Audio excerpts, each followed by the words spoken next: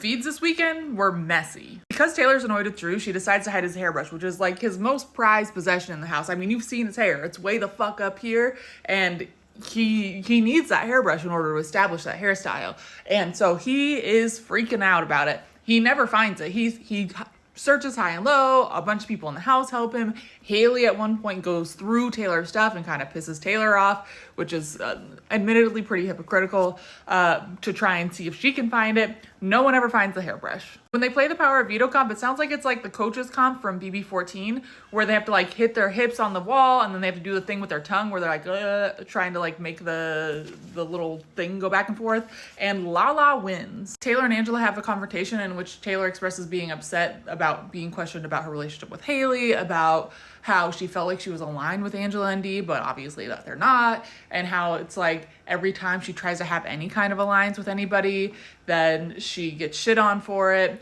But then even if she tries to just stay in her bed, she gets shit on for that, and she feels like she just really can't win.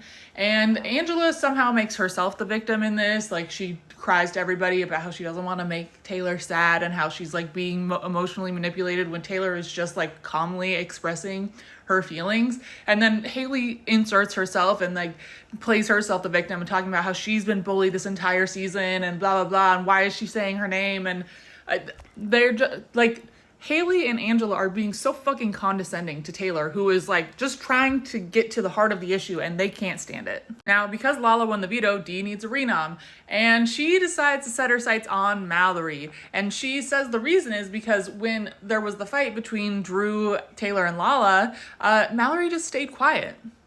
So you're apparently not allowed to stay quiet. You have to defend Dee, because if you're quiet, you're gonna get targeted. Now, I think the biggest reason is just because she wants to break Bap up. She doesn't want to put Yash on the block because he's not gonna put her up next week because he legally can't, and she doesn't want to put Haley up because she feels like she can probably take Haley to the end and nobody will vote for Haley. So she tells Drew and Barrett about this plan. They push back a little, but not a lot, because they don't really give themselves agency in this game. They're too afraid to push back to Dee.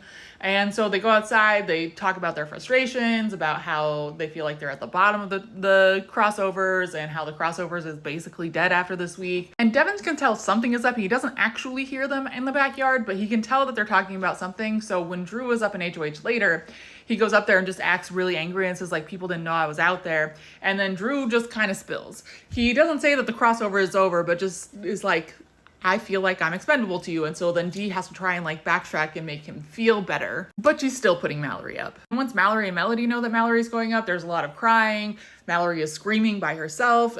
They're mad. And as of right now, I think almost everybody would be targeting Dee next week.